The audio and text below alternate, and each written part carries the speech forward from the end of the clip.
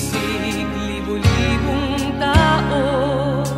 Sama-sama iisa ang adhikain, kailanman di na paaalipin.